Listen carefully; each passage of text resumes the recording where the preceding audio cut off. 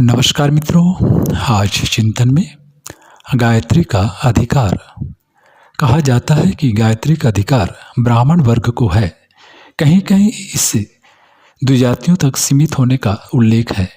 इससे लगता है कि ब्राह्मणेतर अथवा द्विज वर्ग के से बाहर के लोगों को, असवर्णों को गायत्री का अधिकार नहीं है। यह शंका सर्वथा निर्मूल है। एक कारण तो यह है कि गायत्री ब्राह्मी शक्ति होने के कारण उसका उपयोग करने का अधिकार सूर्य, जल, वायु, पृथ्वी आदि के तरह सभी को है। प्रतिबंध मनुष्यकृत वस्तुओं पर उसके मालिक लगा सकते हैं।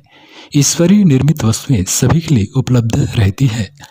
गायत्री सार्वभौम है, सर्वजनीन है। उस पर किसी धर्म, जाति, वंश, वर्ग का आधिपत्य नहीं है। हर वर्ग वंश का व्यक्ति इस कल्प वृक्ष का आश्रय बिना किसी हिचक के ले सकता है। गायत्री गुरु मंत्र है। विद्याध्ययन के लिए छात्र जब गुरुकुल में प्रवेश करते थे तो सर्वप्रथम उन्हें गायत्री मंत्र ही गुरु द्वारा दिया जाता था। विद्यार्थी सभी वर्णों के होते थे और सभी को गायत्री मंत्र मिलता था। भारतीय संस्कृति का प्रधान प्रतीक शिखा है, जिसे बिना किसी वर्ण भेद के सभी हिंदू समान रूप से धारण करते हैं। शिखा गायत्री का स्वरूप है। मस्तिष्क पर सद्विवेक का अनुशासन स्थापित करने वाली इस ध्वजा को गायत्री की प्रतिमा भी कह सकते हैं। शिखाधारी तो अनायासी गायत्री का अधिकारी बना होता है। प्राचीन काल में वर्ण व्यवस्था जन्म वंश पर नहीं, गुण कर्म स्वभाव पर आधारित थी। वर्ण बदलते रहते थे। वंश और वर्ण का कोई सीधा संबंध नहीं था। उन दिनों की सामाजिक व्यवस्था में कुटिलता अपनाने और कुकर्म करने वालों का सामाजिक बहिष्कार होता होगा और उनके नागरिक अधिकार छीन जाते रहेंगे। ये बहिष्कृत लोग खुले हुए कैदियों की स्थिति में सुधरने तक अलग रखे, तिरस्कृत किए जाते होंगे। उसी सामाजिक वर्ण व्यवस्था से संभवतः उन अस्पृश्यों ने गायत्री का अधिकार छीन जाता होगा। इसी स्थिति का उल्लेख अत्यंजों को गायत्री मंत्र से वंचित करने के दंड रूप में दिया जाता होगा। जो हो, आज जैसे सामाजिक दंड की भी व्यवस्था नहीं रही, फिर कर्म के अनुसार वर्ण व्यवस्था का आधार भी नष्ट हो गया। ऐसी दशा में किसी वंश विशेष को अधिकारी अनधिकारी ठहराने का कोई औचित्य नहीं हो सकता। सभी मनुष्य भगवान के पुत्र हैं, सभी भाई भाई हैं। जन्म के आधार पर कोई ऊंच नहीं हो सकता।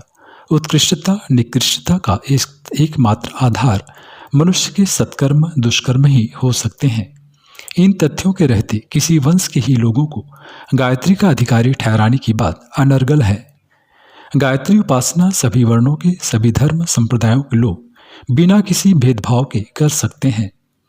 गायत्री को ब्राह्मण वर्ण तक सीमित रहने वाली बात तो और भी अधिक उपहासास्पद है। गायत्री विनियोग में इस महामंत्र के ऋषि विश्वामित्र कहे गए हैं। विश्वामित्र जन्मतः क्षत्रिय थे। उन्हें ही इस महामंत्र का साक्षात्कार और रहस्योद्घाटन करने का श्रेय प्राप्त है। यदि जातिवंश की दावेदारी का झंझट खड़ा हो तो उसमें क्षत्रिय वर्ण के लोग अपने उत्तराधिकारी का दावा कर सकते हैं। ब्राह्मण तो तब भी हार जाएंगे। ब्रह्मपरायण उत्कृष्ट व्यक्तित्व वाले साधक गायत्री उपासना से अधिक उच्चस्तरीय लाभ उठा सकते हैं। इसी तथ्य की ओर संकेत करते हुए गायत्री को ब्राह्मण की कामधेनु कहा गया है। इस प्रतिपादन में मात्र उत्कृष्टता की विशिष्टता को महत्व दिया गया है। अन्य वर्ग के लोगों को उससे वंचित करने जैसा प्रतिबंध उसमें भी नहीं। प्राचीन प्रचलन, शास्त्र निर्देश और न्याय नीति के आधार पर गायत्री उपासना सर्वजनीन ही ठहरती है। जाति, वंश, देश, संप्रदाय के कारण सार्वभौम उपासना पर किसी प्रकार का कोई प्रतिबंध नहीं लगता। हर कोई प्रसन्नतापूर्वक इस महाशक्ति का अंचल पकड़कर ऊंचा उठने और आगे बढ़ने का लाभ प्राप्त कर सकता है। यह मान्यता सर्वथा निराधार है कि गायत्री मंत्र का अधिकार केवल द्विजों को ही है। जिनका दूसरा जन्म नहीं हुआ है उनके लिए गायत्री व्यर्थ है। अनधिकारी होने के कारण न तो उसका इस महान साधना में मन लगता है, न विश्वास होता है और न वे तदनुकूल आचरण कर पाते हैं। आयुर्वेद पढ़ना हो तो आरंभ में हिंदी और संस्कृत का ज्ञान होना आवश्यक है। अशिक्षित व्यक्ति आयुर्वेद कॉलेज में नाम लिखाने जाए तो प्रिंसिपल को यही कहना पड़ेगा कि आपको प्रवेश नहीं किया जा सकता। द्विजत्व का अर्थ है दूसरा जन्म। एक जन्म माता पिता से होता है। पशु पक्षियों का जन्म भी इसी प्रकार होता है। 84 लाख योनियों में भ्रमण करने के बाद मानव शरीर पाने पर भी उसमें पिछले पाश्विक संस्कार ही प्रधान रहते हैं। पेट भरना, काम वासना, लोभ, स्वार्थ एवं अहंकार आदि के पाश्विक वृत्तियों से प्रेरित होकर वह सोचता है, इच्छा करता है और कार्य प्रवृत्त होता है। यदि यही गतिविधि जारी रहे तो वह नर पशु ही बना रहता है। पशुता की विचारधारा और कार्यप्रणाली से ऊंचा उठकर मनुष्यता की जिम्मेदारियों को कंधे पर लेना, मनोवांछित इच्छाएं करना, विचार एवं कार्यों को अपनाया जाना दूसरा जन्म है। पशु का आदर्श इंद्रिय भोग और स्वार्थ है। मनुष्य का आदर्श आत्मोन्नति और परमार्थ है। पशु अपने लाभ के लिए दूसरों की हानि की परवाह नहीं करता। मनुष्य दूसरे की सेवा के लिए अपने सुख और स्वार्थ को बलिदान कर देता है। शूद्र का तात्पर्य है नर पशु। ऐसे व्यक्तियों को शास्त्रों में स्वान समान पर तिरस्कृत और बहिष्कृत किया गया है। गायत्री से ही उन्हें आत्मिक अयोग्यता के कारण ही वंचित रखा गया है। पानी नीचे की ओर अपने आप बहता है। जितनी अधिक ऊंचाई होगी उतना ही बहाव तेज होगा, पर यदि पानी को ऊपर की ओर ऊंचाई की ओर बढ़ाना हो तो कितने ही कष्ट साध्य प्रयत्न करने पड़ते हैं। पशुता की ओर, पतन की ओर, भोग और स्वार्थ की ओर मनुष्य की स्वाभाविक प्रवृत्ति होती है।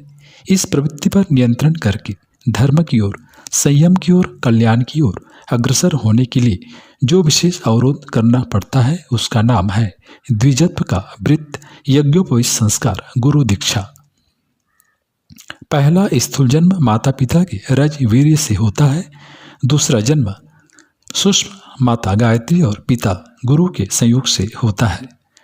रोगी अपना इलाज आप नहीं कर सकता। अपने दोषों को समझना, अपनी मानसिक स्थिति को तोलना और आत्मनिर्माण का कार्यक्रम बनाना, इस महान योजना को बिना अनुभवी पथ प्रदर्शक के पूरा नहीं किया जा सकता।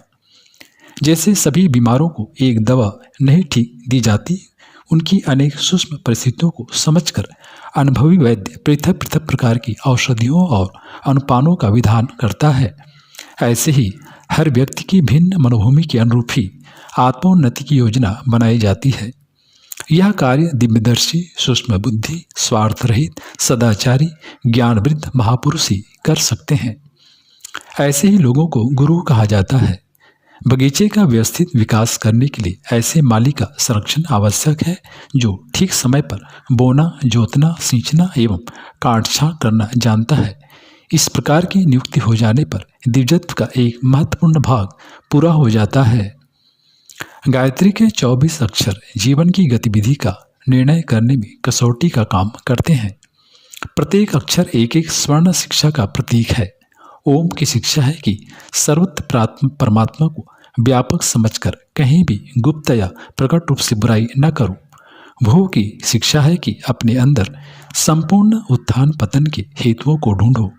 भुआ का अर्थ है कर्तव्य कर्म में तत्परता से प्रवृत्त रहो और कर्म के लालच में अधिक न उलझो। स्वा का संदेश है स्थिर रहो, हर्ष शोक में उद्विग्न न बनो। तत् का तात्पर्य है कि इस शरीर के क्षणिक सुखों को ही सब कुछ मत समझो। जन्म जन्मांतरों की स्थायी सुखों का महत्व समझो। सवितुः का भावार्थ है अपने को विद्या, बुद्धि, स्वास्थ्य, धन, यश, मैत्री, साहस आदि शक्तियों से अधिकाधिक सुसंपन्न करना। वरेण्यम का संदेश है कि इस दुरंगी दुनिया में से केवल श्रेष्ठता का ही स्पर्श करो। भर्गो का अर्थ है शरीर, मन, मकान, वस्त्र तथा व्यवहार को स्वच्छ रखना। दिवस्य का अर्थ है उदारता, दूरदर्शिता। धीमहि अर्थात सद्गुण, उत्तम स्वभाव, दैवी संपदा, उच्च विचार। धियो का तात्पर्य है किसी व्यक्ति, ग्रंथ या संप्रदाय का अंधा अनुयायी न होकर विवेक के आधार पर केवल उचित को ही स्वीकार करना। योनः की शिक्षा है संयम, तप, ज्ञान, सहिष्णुता, तितिक्षा, कठोर श्रम, मितव्ययता, शक्तियों का संचय और सदुपयोग। प्रचोदयात अर्थात प्रेरणा देना। गिरे हुओं को ऊंचा उठाना, उत्साहित करना, प्रफुल्लित, संतुष्ट एवं सेवापरायण रहना। संपूर्ण वेद शास्त्रों में अनेक शिक्षाएं अपने अपने ढंग से दी गई हैं। उन सब का सार भाग उपर्युक्त पंक्तियों में आ गया है। उतनी बातें भली प्रकार हृदयंगम कर ली जाएं तो समझ लीजिए कि चारों वेदों के पंडित हो गए। गायत्री के 24 अक्षरों में दिव्य जीवन की समस्त योजना, नीति, विचारधारा, कार्य प्रणाली सन्निहित है। इस पर चलने में व्यवहारिक सहयोग देना, पथ प्रदर्शन करना गुरु का काम है। इस प्रकार गायत्री माता और गुरु पिता द्वारा हमारे आदर्शवादी जीवन का जन्म होता है। यही दिव्यत्व है। यज्ञोपवीत में 3 लड़ें होती हैं। प्रत्येक लड़ में 3-3 धागे होते हैं। जैसे देवताओं की मूर्ति पाषाण या धातुओं की होती है, वैसे ही हर घड़ी छाती से लगाए रहने योग्य गायत्री की मूर्ति यज्ञोपवीत रूपी बनाई गई है। गायत्री के 3 पद और 9 शब्द हैं। यज्ञोपवीत में 3 लड़ें और 9 सूत्र हैं। 3 व्याहृतियों की प्रत्येक 3 ग्रंथियां हैं। ओमकार ब्रह्म ग्रंथ है। यज्ञोपवीत धारण करने का अर्थ है गायत्री से सन्निहित शिक्षाओं को जीवन व्यवहार में क्रियात्मक रूप से चरितार्थ करने का उत्तरदायित्व कंधे पर उठाना। इस जिम्मेदारी को स्वीकार करने की प्रतिज्ञा लेना ही यज्ञोपवीत संस्कार या द्विजत्व में प्रवेश कहलाता है। यज्ञोपवीत धारण का अर्थ उसी दिन इन सब गुणों से परिपूर्ण हो जाना एवं पुराने कुसंस्कारों से तत्क्षण मुक्त हो जाना नहीं है। यह पूर्ण सिद्धावस्था तो अंतिम लक्ष्य है। हम सच्चे हृदय से गायत्री में निर्धारित जीवन नीति की उत्तमता को स्वीकार करेंगे। इस प्रतिज्ञा के साथ द्विजत्व का आरंभ होता है। जन्म जन्मांतरों के कुसंस्कार एक दिन में नहीं छूट जाते, वरन उन्हें हटाने के लिए काफी लंबा धर्म युद्ध करना पड़ता है। कई बार हम कुसंस्कारों पर विजय पाते हैं, कई बार कुसंस्कारों की जीत होती है। यह लड़ाई निरंतर जारी रहनी चाहिए। पाप एवं पतन के सामने कभी भी आत्मसमर्पण न करना चाहिए। उसके प्रति घृणा एवं प्रतिरोध का भाव सदा जारी रहे। कोई बुराई अपने में हो और छूट न पा रही हो तो भी उसे अपनी कमजोरी या भूल समझकर पश्चाताप ही करें और उससे छुटकारा पाने के लिए यथाशक्ति प्रयत्न जारी रखें। बुराई को भलाई के रूप में स्वीकार करना, उसका समर्थन करना, उसका विरोध छोड़ देना, उसमें रस लेना, यह शुद्धता चिन्ह है। हम पाप के प्रतिरोध में अपनी अंतःचेतना को समक्ष रखें तो हम द्विजत्व की प्रतिज्ञा पर दृढ़ कहे जा सकते हैं।